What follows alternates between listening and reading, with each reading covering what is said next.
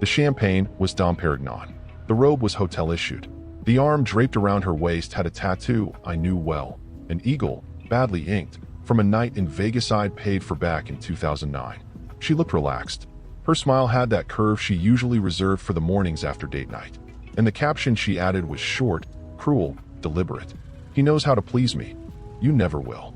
It was sent at 2:17 p.m. I was sitting at the dining table reviewing pension paperwork, with the afternoon sunlight cutting across the hardwood like it always did. There was a slice of lemon pound cake on her favorite plate, half-eaten. My wife had texted me minutes before saying she was grabbing coffee with clients downtown. And now she was in a hotel, in lingerie, with Evan O'Malley's eagle tattoo smiling back at me. I didn't scream, didn't throw anything, didn't do that TV show version of a meltdown. I just stood up and carried the plate to the sink, turned on the water, let the cake dissolve under the faucet. Then I opened my drawer, the one behind the old radio, and pulled out a worn leather address book. The kind people mock until they realize some things don't live in clouds. I flipped past D for dentist, L for lawyer, and landed on S. The name was just one word, circled in red ink, Stryker. Next to it, a number I hadn't dialed in 17 years. Underneath, for emergencies only. She didn't know I kept that. She didn't know who he was. She never bothered to ask about my past, just assumed everything important about me started when we met. More than 90% of the folks who hear this kind of story never hit follow. But that simple gesture motivates us to keep delivering the raw truth. If you've ever been blindsided like this, betrayed, humiliated, stick around. I stared at the number. My finger hovered. I remembered the first time I saw Stryker make a grown man cry without raising his voice. That man now runs a multi-billion-dollar defense logistics firm. The man in the hotel photo? Let's just say his next quarterly report was about to become the stuff of legend. I didn't text her back. I didn't call Evan either. I forwarded the message, uncropped, timestamp visible, to that one number. No message, no caption, just the text, the photo, and the familiar pain beneath it. I stood there, letting the silence stretch like taut wire across the room. The fridge hummed. A dog barked 2 houses down. My phone stayed quiet for about 5 minutes. Then it lit up. Evan. Voicemail. I pressed play. Please call him off. He's here. He just walked into my office. My hand didn't shake. I put the phone down and picked up my pen again. Signed the last of the pension forms. I had waited 22 years for peace. She wanted excitement. Well, now we were both getting what we asked for. And neither of us had any idea how far it was about to go. Evan O'Malley, marketing director with a whiskey laugh and a jawline that probably made his reflection high-five itself every morning. Self-made, sure, in the way lottery winners are self-made. He'd climbed fast, slicked back through promotions, always landing just ahead of the axe. My wife used to call him her work husband. Said it like a joke, like the nickname made it harmless. Don't be jealous, she'd laugh. He's married. Plus, he's not my type. Too into himself. Apparently, being too into himself is exactly her type now. I recognized his arm immediately. Not just the tattoo, but the signet ring. He used to take it off during poker nights when he served under my old CO. Different world back then. Grit, discipline, silence. Evan was the guy who always volunteered for photo ops, but never for cleanup. He smiled for the brass and whispered to the press. That kind. And Stryker? The man I texted, the man Evan didn't know was still watching? That was Evan's father-in-law. Yeah, let that sink in. The same man who once barked commands across a sandstorm at us now sipped 25-year Glenfiddich from a private jet and pulled strings behind 3 defense contractors, 2 startups, and 1 shell company that could tank a stock faster than you can say insider audit. Evan had married into the fire. He just forgot the fire had eyes everywhere. Years ago, Stryker had invited us all to some laughably stiff charity gala. Veterans, donors, socialites, and rented patriotism. That's when Evan met my wife. And when my wife leaned a little too long on the table while laughing at something he said, I noticed, but I was too polite, too trusting. No one connected the dots then, not even me. But now the lines were drawn in thick, bleeding ink. This wasn't just about intimacy, not just about humiliation. This was about betrayal and stupidity. And that combination, that's a currency Stryker deals in like gold. I wasn't angry. That surprised me. I felt something colder, something sharper. You see, Stryker always said, son, the difference between revenge and war is patience. One burns hot, the other burns clean. I didn't want to burn Evan. I wanted to sterilize him. The kind of cleansing that ruins resumes, collapses shares, erases handshakes. The kind that makes people delete photos and untag names. She thought it was just a fling, a little fantasy outside the house. But Evan didn't know that the hotel room had been booked with our shared business card, that the champagne she sipped was deducted from a joint account, marked medical expense on our taxes, or that the spa retreat she used to cover her tracks had been planned using Stryker's daughter's old itinerary template. Same times, same chain, same room preference. So when Stryker saw that forwarded message, he didn't just see a betrayal. He saw a liability. And in his world, liabilities don't get apologies. They get erased. I didn't need to lift a finger, just needed the truth in the right hands. And now, those hands were closing. Quiet, methodical, like a vice. The text sat on my screen, still glowing like it had something else to say. I read it again.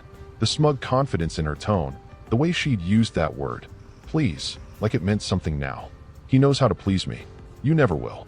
It wasn't even rage that moved me anymore. It was the absurdity, the arrogance, the fact she thought this was the final word. She had no idea I had one more move. Just one. And it didn't require raised voices, broken furniture, or tragic playlists on loop. All it required was precision. I didn't bother cropping the photo, didn't blur the timestamp. I left the hotel name clearly visible at the top of the receipt she'd screenshotted by accident. You could see the room number, the check-in time, even the "Welcome Mr. O'Malley" on the flat screen in the background. Bless her lack of attention to detail. I opened my contacts. Went to S. Stryker's number sat there like it always had. No emojis, no updates, no context. Just a single name and the weight of everything he used to be. I hit forward. No words. No subject. Just the image. I watched the little spinning circle on the screen, waiting for the message to send. It did. Fast. Like the network knew this one mattered. And then silence. I went back to the kitchen, made a pot of coffee, sat at the table, stirred the creamer until the swirl disappeared. The house was too quiet. Normally she'd be on a call upstairs, laughing too loud at some joke that didn't need a punchline. But now it was just the refrigerator clicking on, the fan humming over the stove, and the slow tick of the wall clock that suddenly felt accusatory. At minute 5, my phone buzzed. Evan O'Malley. I didn't answer. Let it go to voicemail. Then came another buzz. Message. I hit play. His voice cracked halfway through. Please call him off. He's here. He just walked into my office. There was a shuffle of papers, a door closing, and then quieter. He knows everything. Please just talk to him. Click. I didn't smile, but I did stand up, walk to the window. The fall wind was knocking leaves loose from the old oak she always swore we should cut down. The same tree she posed next to last Thanksgiving, wearing that red scarf she said made her feel youthful. The same one Evan complimented at dinner, saying she looked like she belonged on a holiday card. The same scarf I later found stuffed behind the seat of her car after her business trip, still scented with unfamiliar cologne. It had taken me 2 months to be sure. 2 months of noting missed details, collecting quiet moments, watching the shift in her smile, her phone always face down. But now the moment had arrived. And Evan's voicemail was a symphony. Stryker didn't text back. He wouldn't. Not his style. His style was presence. Quiet presence. His style was making sure Evan saw his own career flash before his eyes, while sitting in his own goddamn chair. I poured my coffee into a travel mug. Didn't feel like staying in. The beauty of it all. I didn't even have to say a word. She delivered the bullet. I just made sure it hit the right artery. The second call came 15 minutes later. This time, I answered. Evan's voice didn't come in smooth like usual. No smug charm. No clever opener. None of the rehearsed confidence he usually smeared across conversations like cheap cologne. This voice was raw, jagged. He knows everything, Evan stammered, the words tumbling over themselves like he couldn't believe what his own ears had just survived. The text, the room, you. He knew you were his friend. I didn't know. I didn't say a word. Let the silence stretch. He continued, breath hitching like a man realizing the elevator cable had already snapped. He walked in, sat down, right in my chair, said one sentence and just stared at me. Said, "You always did reach above your clearance." Then handed me a folder. Everything.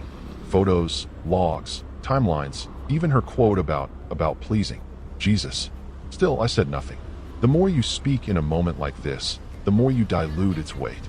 Let him panic. Let him fill the silence. He's cutting me out, Evan blurted. Of everything. My stake in his firm? Gone. Just like that. I had options scheduled for November. They're locked. I had a board seat next quarter. Cancelled. I had lunch with his daughter next week. He told her it was off. She doesn't even know yet. That's when I finally spoke. She will. And I said it like I was ordering coffee. Calm. Routine. Because I knew the exact kind of man Stryker was. He didn't confront people. He dismantled them. Quietly. Logically. With surgical cruelty. And Evan had just become a very expensive lesson in loyalty. You don't understand, Evan pleaded. She'll leave me. Now that part almost made me laugh. Leave him? Buddy, you already left her the moment you slid into a hotel bed with my wife. You just didn't realize someone else was tallying your sins. She'll find out about everything, Evan muttered. The stocks, the invoices, even the thing in Aruba last year. I didn't think he knows. I interrupted. He does. He always did. You were tolerated. Until now. There was a pause, a shift in his breath. That moment when someone's life finally stops being about to fall apart and just is. What do I do? He asked. Desperate. You pray he's finished. I hung up, set the phone down on the kitchen island, next to the notepad she always used to write reminders I'd long since stopped reading. There was one still there from last week. Grocery list. Almond milk, kale, scented candles, chicken breast. I picked it up and flipped it over. Wrote a single sentence on the back in black ink. Every fire starts with oxygen. You gave him air. Let it sit there. For when she came home, I wasn't angry anymore. That part had burned off. This was something colder now. She hadn't just betrayed me. She'd handed ammunition to the one man on this earth who could obliterate both of them with a single email. And now I didn't have to lift a finger. The shockwaves were already rolling, and I was the only one braced for them. She strolled in around 6:40 p.m. Sunday, keys jingling like wind chimes, heels clicking confidently against the entryway tile. Luggage rolled behind her. One of the designer sets I bought when we still did couple trips. She had that glow, the kind she used to fake after spa weekends with her sister. Lip gloss perfectly applied, tan just a little deeper than when she left. And of course, the opener came with a smirk. Didn't expect me back this soon, did you? I didn't answer. I just stepped aside, letting her in like a polite stranger holding the door. She clocked it immediately. Something was off. The lights were on. The dinner table was set for one, but the air wasn't warm. No jazz playing. No welcome home meal. Just silence. She moved into the living room. Her eyes scanned the mantel, then froze. The frames were gone. Every single one. The wedding photo we never replaced after that flood in the basement. The Cancun trip where she wore that green dress I said made her look like trouble. Even the one with her late mother, who, ironically, hated Evan. Where are the pictures? She asked, trying to sound casual, but I could already hear the hairline crack in her voice. I took them down, I said. Her lips parted slightly. No words, just calculation. She turned and went upstairs, probably assuming she'd catch me in some fit of rage, maybe expecting a suitcase on the porch, a dramatic ultimatum taped to the mirror. She didn't expect emptiness. Her closet? Gutted.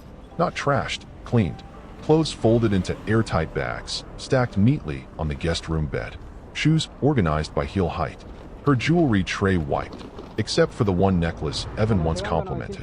That one was set dead center on the dresser, on a plain white napkin. No note. But when she turned toward the nightstand, she found what I wanted her to see. A single sheet of paper. Printed. Crisp. At the top. He knows how to please me. You never will. Her own message. Font enlarged. Text center aligned. Below it, Evan O'Malley. And underneath that, in bold, now ask his wife. She didn't touch it. Didn't need to. Her face drained like someone walking into a job interview and realizing they forgot pants. Where are my things? She whispered. Guest room, I said. You'll be more comfortable there until we figure out logistics. What logistics? She snapped, reaching for her phone. Check your messages, I replied. She did. I watched her hands shake slightly as she unlocked it. 3 voicemails. One from her best friend, one from Evan, and one unknown number, probably Stryker's attorney. She played Evan's first. His voice was low, broken. He said her name 3 times, then something about his shares being locked. Then came silence. She tried to call him. Straight to voicemail. Why are you doing this? She finally hissed, voice low but venomous. You mean why am I letting the people you lied to see you? I said, you wanted attention. You got it. She stepped back, blinked hard. You're just bitter. This is punishment because you couldn't satisfy me. I walked over to the nightstand, picked up the paper, and held it out. This satisfy you? She didn't take it. Thought so, I said, then calmly walked past her, down the stairs, and into the garage. She didn't follow. For the first time in years, she didn't chase the conversation. And I knew why. Because somewhere in that pile of missed calls and unread emails, she realized the noose wasn't emotional. It was financial, social, reputational, and it was tightening from every direction. Her phone buzzed just after 9 a.m. Monday morning. She was in the guest room, wearing the same robe she'd packed for the hotel. Hair still damp from a rushed shower, makeup from last night barely washed off. The guest room, once reserved for holiday overflow, now felt like a holding cell. She hadn't eaten. The fridge was stocked, sure, but everything inside was labeled, organized, precise. None of it hers anymore. The caller ID just said private. She answered anyway. At first, silence. Then a soft inhale. You knew he was married. The voice was calm, controlled, but trembled at the edges like a piano wire pulled too tight. You knew we were trying for a child. She opened her mouth, maybe to deny it, maybe to justify. Nothing came out. The voice continued, a notch sharper. You did this anyway. Still no reply. I begged him for transparency. I gave him grace. And he gave me you. She sat down on the edge of the bed, staring at the wall where a print of a New England harbor hung crooked. Her breath caught, a hiccup of guilt. You should know. The voice said, quieter now, almost maternal. He's out. My father removed him this morning. No more voting rights. No more board meetings. His stake? Frozen. His name is being scrubbed from documents as we speak. There was a pause, the kind that begs the other person to say something. But she didn't. And my father, the woman exhaled. He's transferring assets into a family trust. An old one, with reputation clauses. And guess whose name is everywhere now? The words landed like bricks. Heavy. Final. She closed her eyes. The familiar ache of consequence finally sinking in. You thought this was intimacy, the woman continued. But you touched legacy. You interfered with something bigger than you. Her voice cracked, just once. You ruined your life for him. Then the click. Deadline. She held the phone to her ear for a beat longer, like hoping the woman would come back. Maybe to scream. Maybe to give her one more chance. But she wouldn't. She never would. Her hands began to shake. Not violently, just enough to notice. She dropped the phone on the comforter and stared at it like it might combust. There it was. Not anger. Not guilt. Panic. She'd assumed, as always, that the affair would stay quiet. That men like Evan protected their affairs like they protected their passwords. Deny, encrypt, forget. But Evan had been exposed. And when men like Stryker expose someone, they don't just remove them. They erase them. And now her name wasn't whispered in gossip. It was filed. In legal memos. In trust documents. In minutes from emergency board meetings. Her name was a risk. A liability. A warning. She looked over at her overnight bag. Still zipped. Still perfumed from the hotel. Still full of clothes Evan had probably helped her pick out. She realized she had no one to call. Her best friend? Already left a cryptic voicemail. Her boss?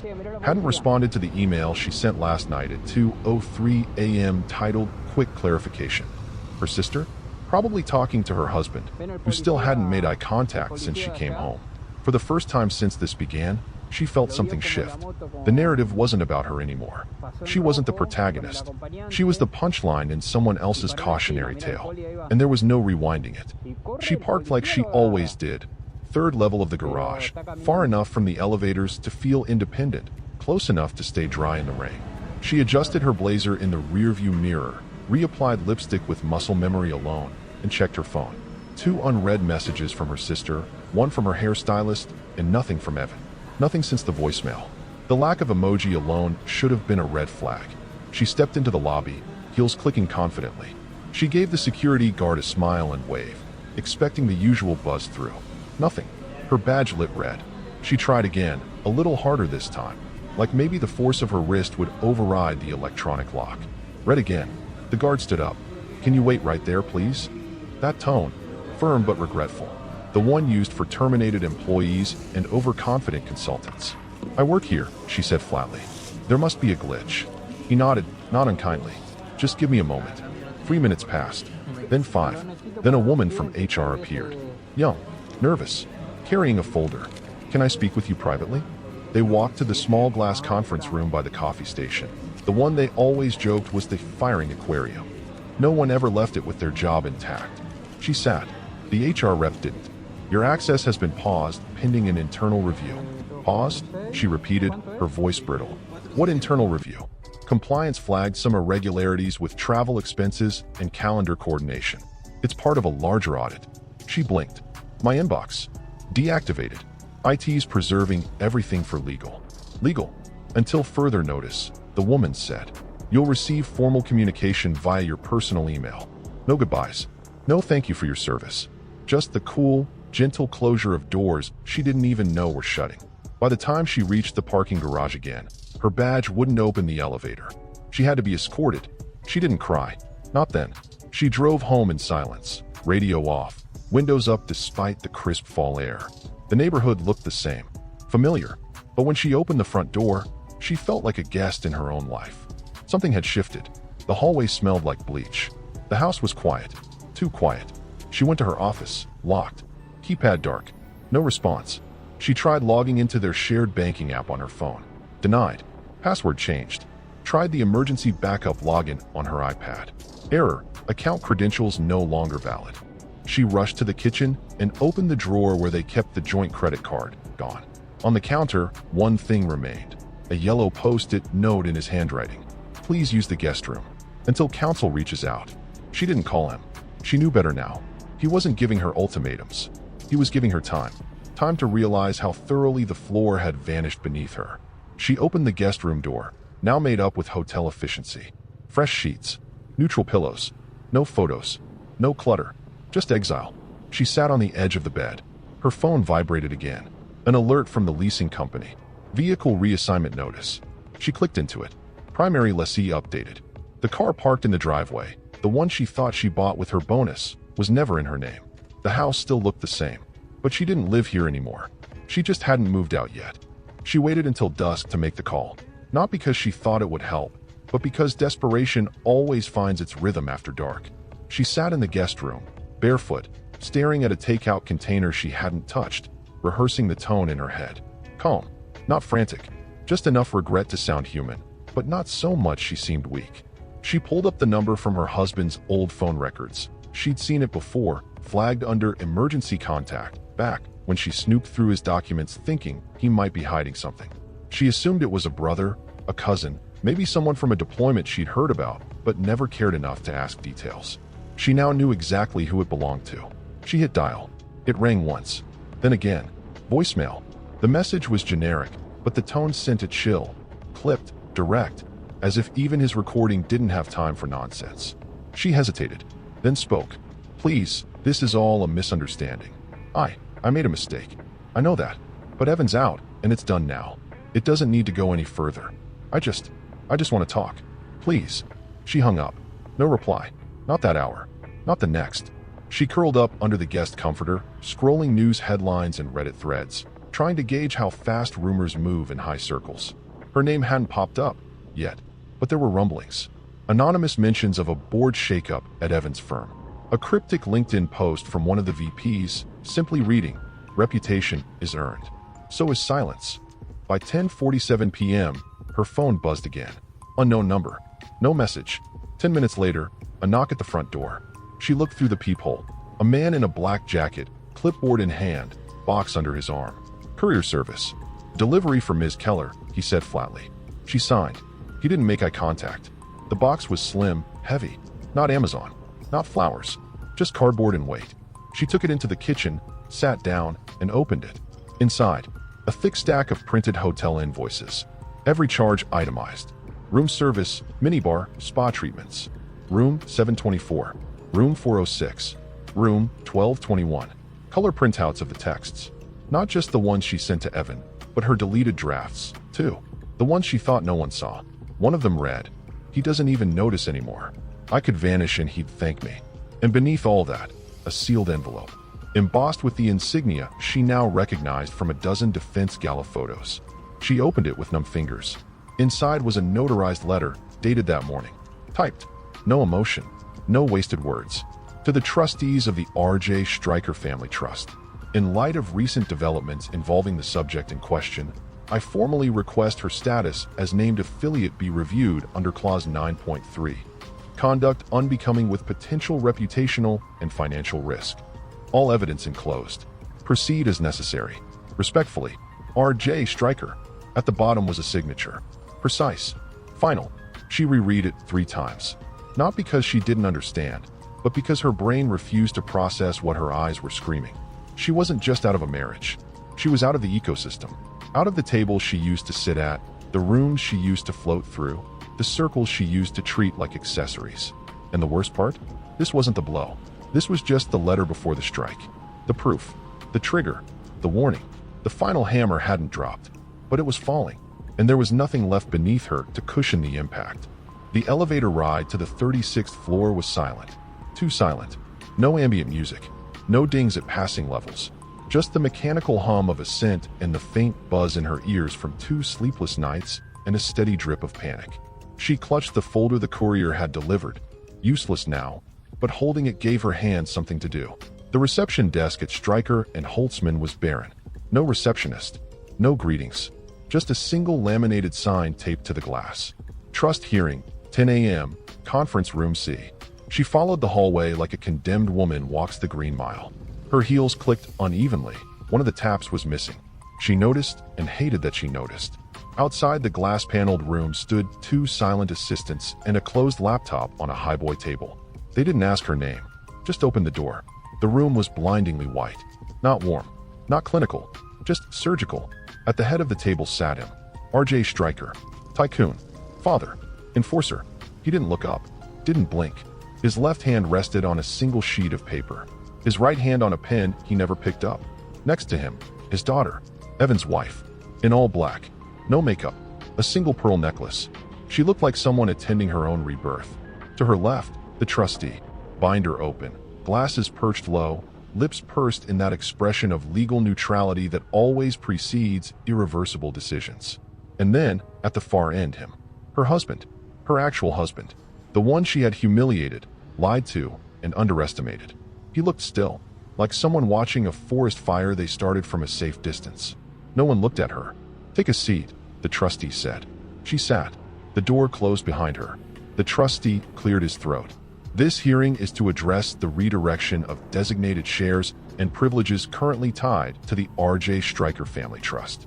This includes discretionary benefits extended to affiliates and second-tier beneficiaries. She opened her mouth, but he raised a hand. He continued, flipping to a marked tab. Clause 14(b) states, in the event that a beneficiary's actions result in reputational harm to the family structure, the trust retains the right to redirect assets, voting shares, and privileges without consent or prior notice. He looked up, straight at her. Do you understand this clause, Ms. Keller? She straightened her back. But I'm not even part of your family. Stryker finally moved. Just his head. Just enough. You were. He spoke the words like stone. Until 5 minutes ago. Silence. The trustee continued. Effective immediately, all shares connected to Ms. Keller are hereby redirected to Ms. Stryker O'Malley, per the motion filed by Mr. Stryker and seconded by counsel. All pending disbursements canceled. Travel and expense accounts closed. Art loans recalled. Vehicles repossessed. She gasped. You can't. You signed the disclosures. The trustee interrupted. Clause 9.3. You received benefits under your spouse's tier. That made you subject to trust standards. She turned to her husband. Say something. Please. He didn't blink. Didn't twitch. Stryker slid the single sheet toward the trustee. Addendum, he said, to ensure her name is flagged for permanent exclusion. The trustee nodded, stamped the paper without reading. And just like that, it was done. Everything she'd touched, wiped clean. The travel stipends, the house in Tahoe, the foundation board seat, the cash gifts masked as consulting retainers, the apartment they leased in Chicago under the Trust Shell LLC, all of it gone. No drama, no shouting, just precision.